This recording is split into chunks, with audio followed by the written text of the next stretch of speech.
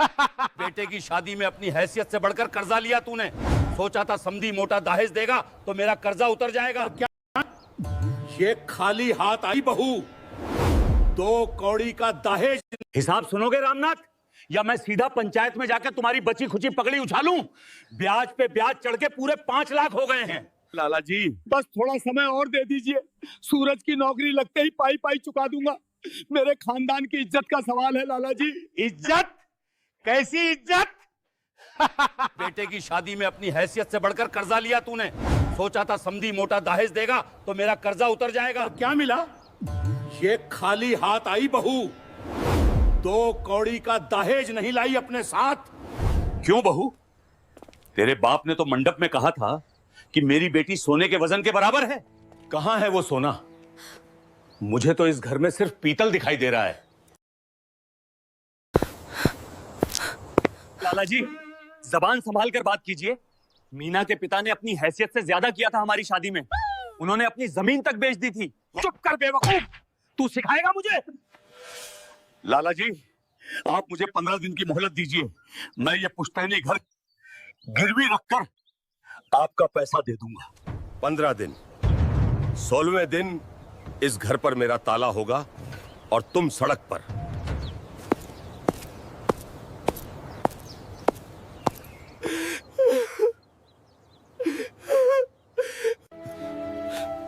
बाबूजी पानी पी लीजिए। जहर दे दे मुझे, जहर। आज पूरा गांव मुझ पे हंस रहा था। मेरे पूर्वजों ने इस गांव में राज किया है और आज एक साहूकार मेरे आंगन में खड़े होकर मेरी इज्जत नीलाम कर गया। बाबूजी मीना को क्यों ताना मार रहे हैं? कर्जा आपने लिया था अपने रिश्तेदारों को दिखावा करने के लिए। दिखावा तेरे लिए किया था ना, ताकि समाज में मेरी नाक ऊंची रहे।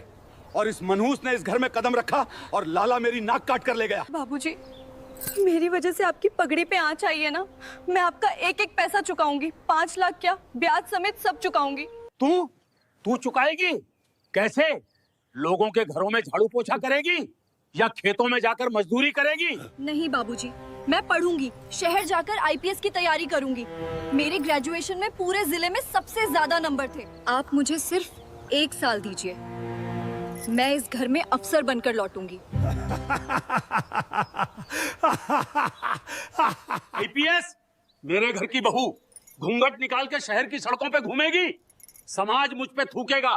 लोग कहेंगे कि ससुर घर में बैठा है और बहू बाहर धक्के खा रही है। और मैं रामनाथ अपनी बहू की कमाई खाऊंगा। ये कमाई नहीं होगी बाबूजी, ये इस घर की बेटी का फर्ज होगा। बेटी नहीं है तू, दहेज में आई हुई एक खोटी चवन्नी है। कान खोलकर सुन ले, अगर तूने शहर जाने के लिए की चौखट पार की तो मेरे मरे हुए मुंह पर पानी मत डालना। ये घर बिक जाएगा, मैं सड़क पे मर जाऊंगा।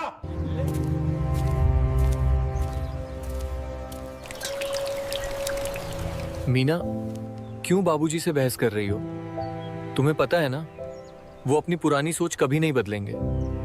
पुरानी सोच से सिर्फ घर टूटते हैं सूरज जी, कर्जे नहीं चुकते। आज लाला ने बाबूजी को जलील किया, कल वो हमें घर से निकाल देगा। तो मैं क्या करूं?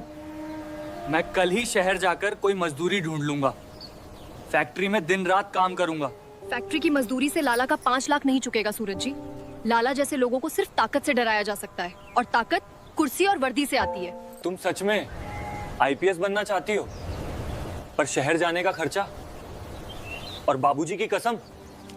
इस चेन को गिरवी रखकर मेरी फीस और शहर जाने का खर्चा निकल जाएगा। ये तुम क्या कर रही हो मीना? ये सुहाग की निशानी है और बाबूजी ने कहा है कि अगर तुम गई तो। बाबूजी ने मुझे दहेज की खोटी चवन्नी कहा है ना सूरज जी। हाँ। अब ये खोटी चवन्नी ही उन्हें असली सिक्का बनकर दिखाएगी। मुझे जाना होगा। इस घर को बचाने के लिए मुझे आज इस घर से बगावत करनी होगी।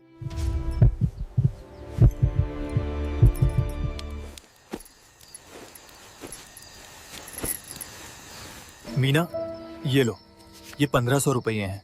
मैंने अपने दोस्त से उधार लिए हैं। शहर में कमरा लेने और फॉर्म भरने के काम आएंगे। आपका ये साथ मैं जिंदगी भर नहीं भूलूंगी सूरज जी। बाबूजी के खिलाफ जाकर मेरी मदद करना बहुत हिम्मत का काम है। हिम्मत नहीं है मीना, मेरी लाचारी है। लाला का 5 लाख चुकाने की मेरी औकात नहीं है। तुम जो कर रही हो वो शायद इस घर को बचा लें। बस अपना ख्याल रखना। शहर बहुत बड़ा और जालिम है। जालिम तो ये गांव भी है सूरज जी, जहां एक औरत को सिर्फ दहेज की तराजू पर तौला जाता है। मैं जा रही हूँ, पर वर्दी पहनकर ही इस गांव की मिट्टी पर दोबारा पैर रखूंगी।